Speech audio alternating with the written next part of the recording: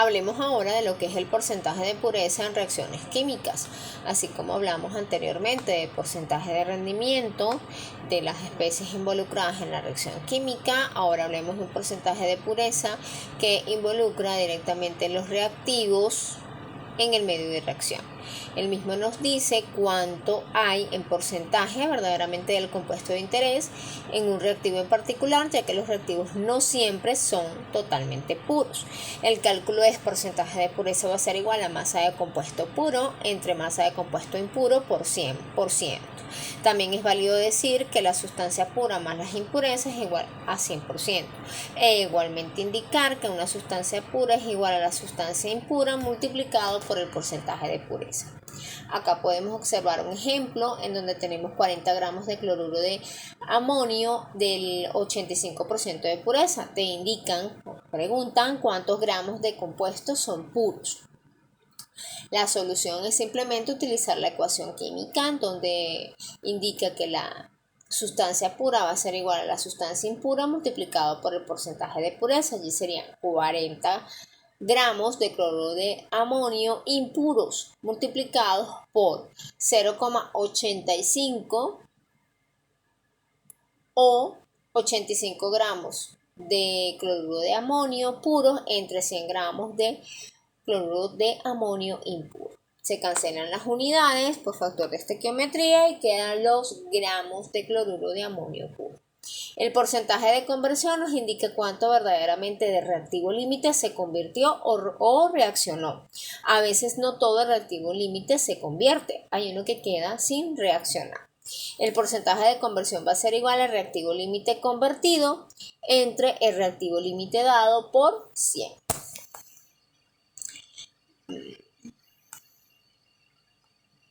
Bien.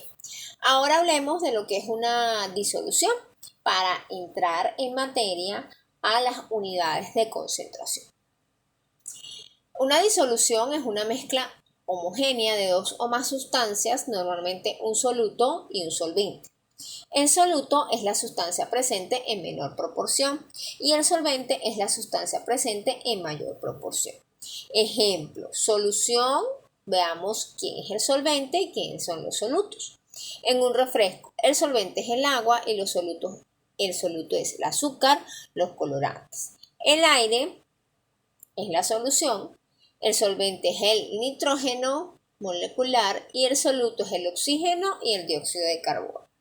En el bronce, que sería la solución, el solvente es el cobre y el soluto es el estaño. Dentro de los tipos de soluciones que pueden existir se distinguen 6 tipos de disoluciones, dependiendo de las propiedades físicas de la sustancia.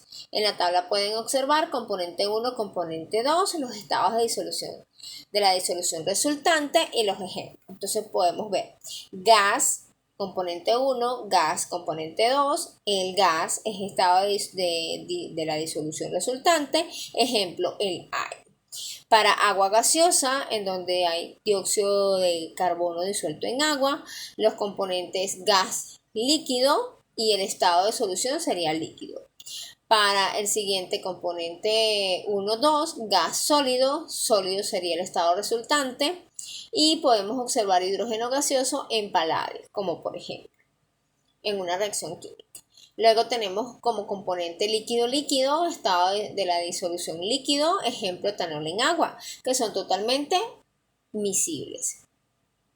Sólido-líquido, el estado de disolución resultante es líquido, ejemplo cloruro de sodio en agua.